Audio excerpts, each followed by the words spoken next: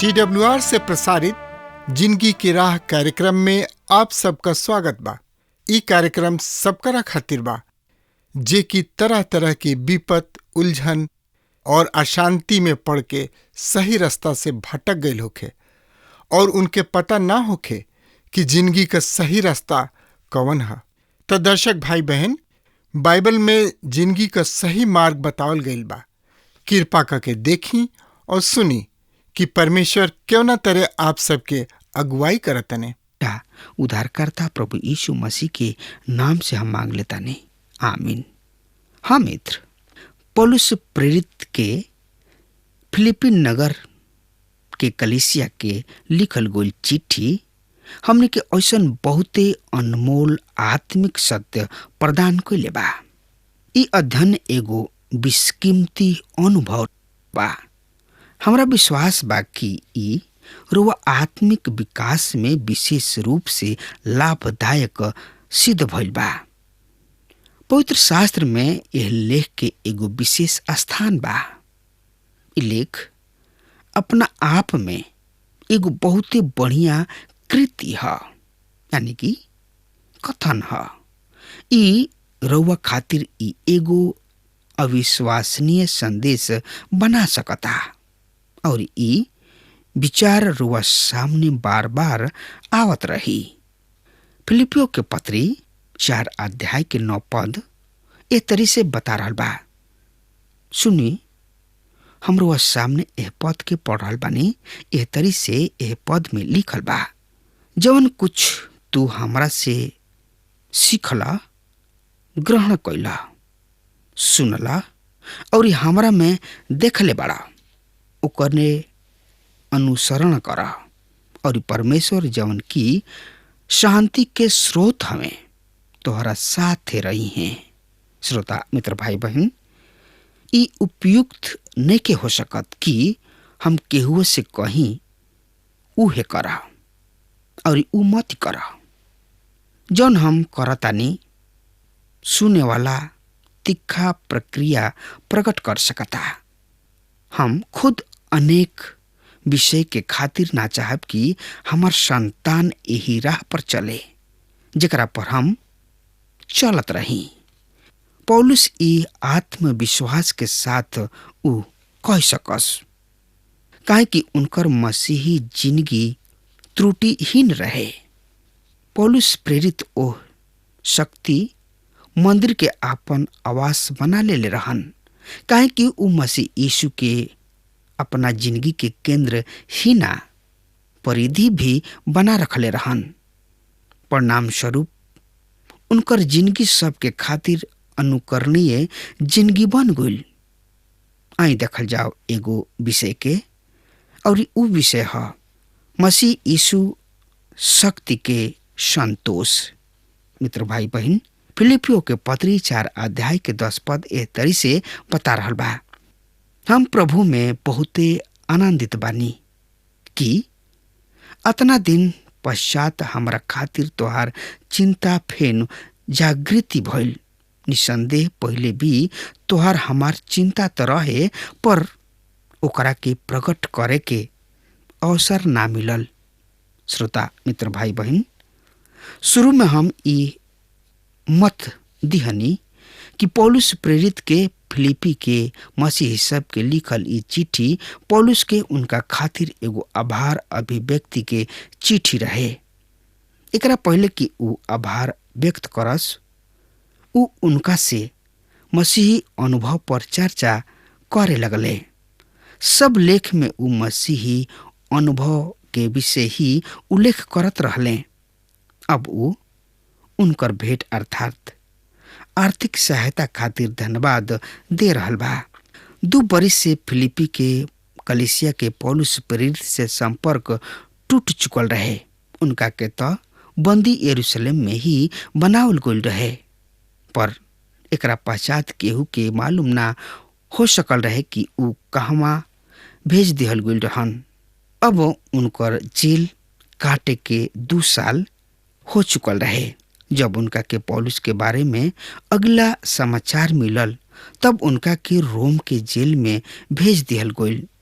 उनका दुख भइल कि ऊ एह काल में पौलुस से संपर्क ही ना कर सकत रहन। एकरा खातिर ऊ क्षमा मांगले। क्षमा ऐसे भी मांगे के पड़ल कि ऊ ओहनी लोग ऊ भेंट ना भेज पौले, ई जौन की उनका के नियत रूप से उहाँ में भेजे के होत रहे।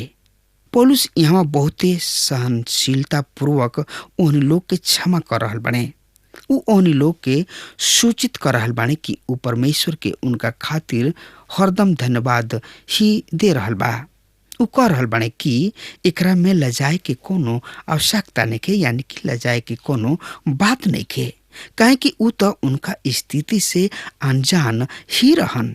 श्रोता मित्र भाई बहन, तो एकरा बारे में जानकारी खातिर वो हमरा संगे आपन पवित्र शास्त्र बाइबल से देखी। फिलिपियों के पत्री 4 अध्याय के 11 पद ए तरी से बता रहल बा, हम अपना कोनो अभाव के कारण ई ना कहत, काहे कि हम हर एक परिस्थिति में संतुष्ट रहल सीख लेले बानी। श्रोता मित्र भाई बहन, पौलुस ओहनी लोग के याद दिला रहल बाने कि हम तो उन लोग से कबहुओं अनुरोध ना कोनी, हम सहायता खातिर कबहुओं भी चीख पुकार ना मचौनी। हम तो एगो उच्च स्थिति प्राप्त कर लेले बानी। हर परिस्थिति में संतुष्ट रहे के एकरा में हमरा कोनो अंतर नइखे पड़े के कि हम जेल में बानी या आजाद। श्रोता मित्र भाई बहन, कुछ लोग ई धारणा बना ले रहले कि यदि सब कुछ ठीक ठाक चल रहल बा, हमनी के परमेश्वर के ठहरावल गइल राह पर चल रहल बानी जा, और वहाँ हमनी के संतुष्ट रहल उपयुक्त होई। हमनी के जिंदगी में अपना संतोष के खातिर परिस्थिति सब पर निर्भर रही न जा। वैसे भी हमनी के परिस्थिति हमनी के संतोष के स्थिति पर गहरा प्रभाव छोड़े ले, पर पौलुस प्रेरित परिस्थिति सबसे एगो दूसर ही पाठ सिखौले रहन। उनका संतोष खातिर परिस्थिति सबके अनुकूल होखल जरूरी नइखे रह गइल। श्रोता मित्र भाई बहन, त एकरा बारे में और ज्यादा से ज्यादा जानकारी खातिर आपन पवित्र शास्त्र बाइबल से देखी। फिलिपियों के पत्री 4 अध्याय के 12 पद एह तरी से बता रहल बा, हम दिनहीन दशा तथा संपन्नता में भी रहे जानतानी। हर बात और हर एगो परिस्थिति में हम तृप्त होखल, भूखे रहल और घटे बढ़े सीख लेले बानी। मित्र भाई बहन, पौलुस उन लोग के सहानुभूति के सराह रहल बाने, पर ये भी सत्य बा कि ऊ हम कुछ उपलब्धि सुविधा में रहत भी संतुष्ट रहल सीख लेले बानी। संपन्नता की जिंदगी तो हम देख चुकल रही।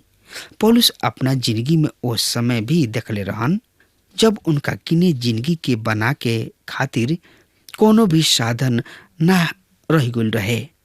संपन्नता तथा न्यूनता उनका सामने कोनो मूल्य या कोनो महत्व ना रहे। 4 अध्याय के 13 पद बता रहल बा, जे हमरा के सामर्थ प्रदान करेला उनका द्वारा हम सब कुछ कर सकतानी। मूल यूनानी के अनुसार पौलुस एकरा के कुछ एह तरी से कहले रहन, मसीह यीशु में जौन हमार समर्थ के स्रोत बा, हम सब कुछ करे में समर्थ बानी। का मतलब बा उनकर सब कुछ के? करवा कुतुब मीनार पर चढ़ के वहां से छलांग लगा सकतानी? जीना। पौलुस कह रहल बने हम सब कुछ कर सकतानी पर प्रभु यीशु मसीह में, अर्थात रुआ जिंदगी खातिर मसीह यीशु के इच्छा के अंतर्गत। दूसरा शब्द में जौन की आत्मा के वरदान प्रभु रुआ के दिले बने उनका उपयोग के क्षमता उ रुआ के प्रदान करी है।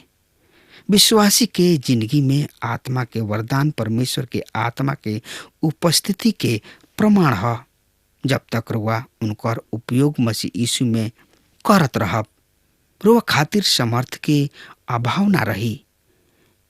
जब ट्रेन रेलवे पटरी यानी कि लाइन पर चले लागेले, पटरी से अलग होते ही सब पावर यानी कि महाशक्ति धैले के धैले रह जाला।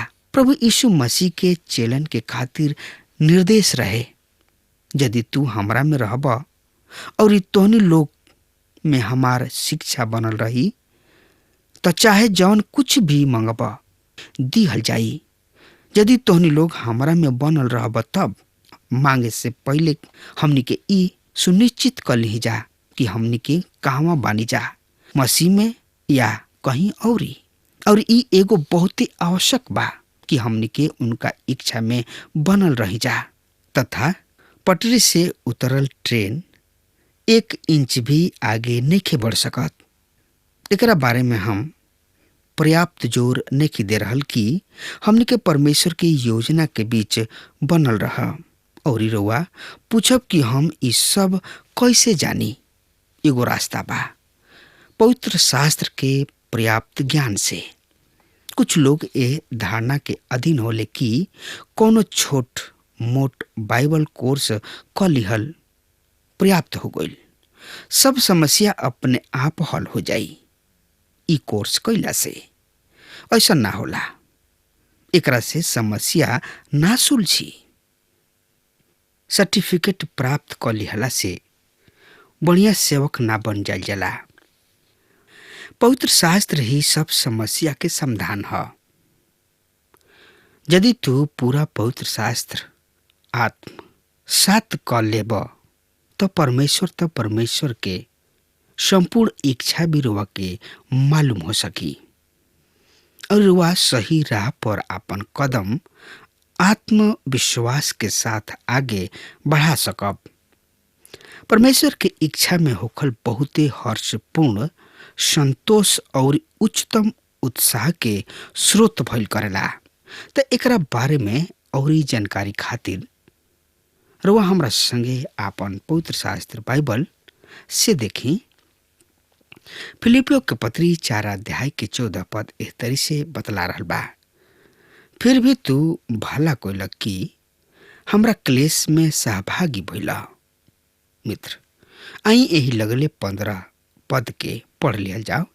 हे फिलिपी सब, जैसन कि तोहनी लोग खुद जाना तड़ा जा, सुसमाचार प्रचार के काम में जब हम मैसेडोनिया से विदा भइनी तो तोहनी लोग के छोड़ कोनो अन्य कलीसिया लेन देन के विषय में हमरा साथ सहभागी ना भइल। श्रोता मित्र भाई बहन, पौलुस हरदम ओहनी लोग के सहायता के सराहना कर रहल बने। उनकर कहा नाम रहे कि तोहनी लोग एगो उत्तम काम कैले रहा। ई उनकर ओहनी लोग के प्रति व्यक्तिगत आभार प्रदर्शन रहे। फिलिपी के कलीसिया एकरे जैसन ही है। परमेश्वर के आशीष उनका साथ बनल बा। पौलुस एक कलीसिया द्वारा भेजल गईल सेवक रहन। ई कलीसिया इनकर सब खर्चा चलावत रहे। ओहनी लोग पौलुस से प्रेम करत। हमके विश्वास बा कि ई कार्यक्रम आप सब खातिर फायदेमंद सिद्ध भइल हुई। हम चाहतनी कि आप सब अपन अपन आशीष हमरों से बांटी। अगर आप सबके लगे बाइबल से चाहे आपकी निजी जिंदगी से कोनो सवाल होके चाहे कोनो समस्या खातिर प्रार्थना करावे चाहतनी तो हमारी फोन नंबर पर जरूर संपर्क करें। परमेश्वर आप सबके बहुत आशीष प्रदान करें और आज का दिन आप खातिर सुखद बनावे।